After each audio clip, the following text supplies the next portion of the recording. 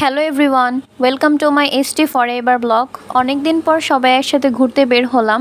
আর আজকে আমার সাথে আছে আমার দেবর আর ননদরা। আর তাদের সাথে প্রথমবারই ঘুরতে বের হলাম। আর আমরা গিয়েছিলাম উত্তরা দিয়াবাড়িতে।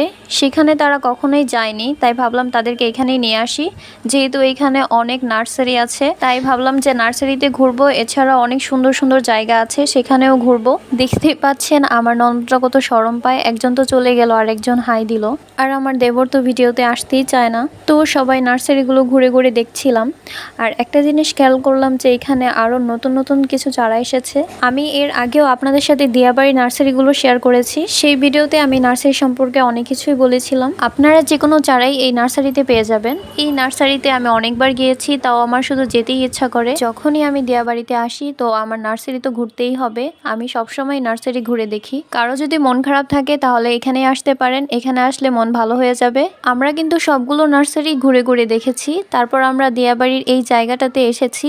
এই জায়গাটা কিন্তু অনেক সুন্দর। আমরা মূলত কায়াকিং করার জন্যই দিয়াবাড়িতে এসেছিলাম, কিন্তু সেই দিন বন্ধ ছিল, তাই আমাদের কায়াকিং করা হলো না। তাই এই বিষয়ে সবাই একটু আপসেট ছিল। তারপর আমরা ঝালমুড়ি খাচ্ছিলাম এই জায়গাটাতে বসে। এই জায়গাটা কিন্তু অনেক সুন্দর। তারপর আমরা চলে আসি দিয়াবাড়ির এই সাইডে। এই সাইডেও কিন্তু কায়াকিং হয়, কিন্তু এখানেও বন্ধ ছিল। আমরা আরো অনেক জায়গায় ঘুরেছি, এনজয় করেছি, কিন্তু সবগুলোর ভিডিও নেওয়া হয়নি। তো আমার আজকের ভিডিওটা এই পর্যন্তই ছিল। সবাই ভালো থাকবেন। সবাইকে আল্লাহ হাফেজ।